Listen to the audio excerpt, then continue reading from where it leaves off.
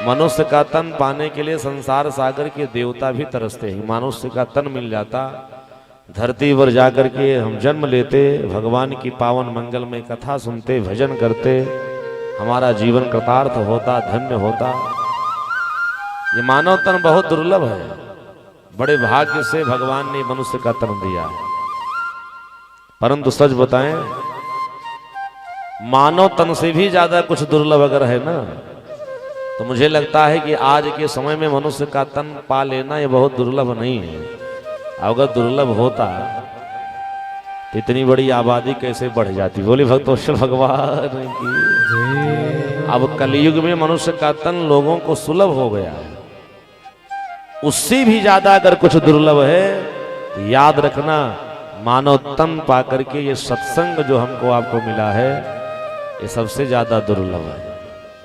मनुष्य का तन प्राप्त कर लेना इस धरा पर आज सुलभ है, आसान है, परंतु मानव तन पा करके सत्संग में बैठ जाना ये बहुत दुर्लभ है। इसलिए गोस्वामी जी ने कहा कि सत्संगति दुर्लभ संसारा, निमिष दंड भरी कहूँ बारा। सत्संगति दुर्लभ संसारा, निमिष दंड भरी कहूँ बारा। निमिष दंड भरी कहूँ बारा। याद रखना, सत्संगति दुर्लभ संसारा। संसार सागर में सबसे ज्यादा दुर्लभ है सत्संगति।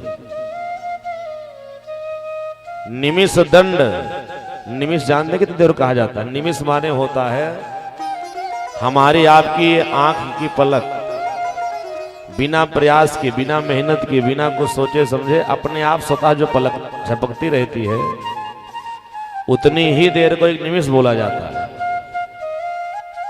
यानी इतनी थोड़े समय का सत्संग मिल जाए तो मानव जीवन कृतार्थ हो जाता है। निमिष दंड भरी एकहु बारा, एक बार मिल जाए बस। तो आज आप सब भाग्यशाली हैं, सौभाग्यशाली हैं, जो बढ़िया सुंदर सत्संग में श्री राम कथा श्रवणपान करने के लिए प्रतिदिन उपस्थित हो रहे हैं। परंतु कितने भाग्य ऐसे हैं ना जो अभी भी नहीं आ पा रहे, अभी भी उनकी आंख खुली नहीं हुई। क्यों? क्योंकि उनके जीवन का जो पूर्व जन्म का किया गया जो पाप है ना, वो कथा पंडाल में आने ही उनको नहीं देगा। इस बात को मैंने नहीं कहा है, संतों ने कहा कि पूर्व जन्म के पाप ते हरि चर्चा न सुहा। जैसे ज्वर के ताप से भूख भस्म होई जा, भूख भस्म होई जा। पूर्व जन्म का पाप जो सर पर चढ़ करके बोलता है ना, तो दरवाजे पर मोहल्ले में कथा होती, लोग घर में बैठ के सीरियल देखते हैं, चौराहे पर बैठ के प्रपंच करते हैं, दो चार लोग इकट्ठा करके दूसरे की बुराई करेगा। तो उनकी कमी नहीं, उनके सर पर पाप मंडरा रहा है। जैसे सजनों जब ज्वर हो जाता है, बुखार, फीवर से कोई व्यक्ति जब बहुत ग्रसित हो जाता है, 10-10 दिन बीत जाते, भूख नहीं लगती। जिसको बहुत ज्यादा फीवर होता है ना, बुखार आता है, तो भूख भस्म हो जाती, भूख लगती नहीं, 10-10 दिन बेचारे बिना कुछ खाए पी रह लेते हैं।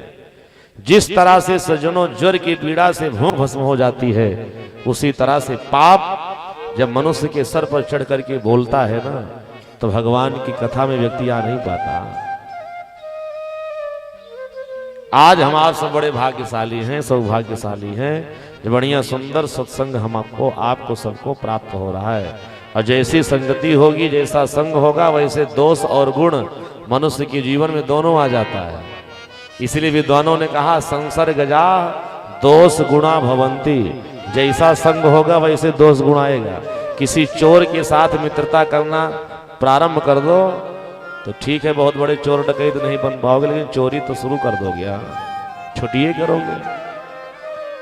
आप जिसके साथ उठते बैठते बहुत बड़ा चोर होगा, गांव का, क्षेत्र का, जनपद का, विख्यात होगा, ठीक है, उतने बड़े न बन पाओ, लेकिन चोरी तो आ जाएगी।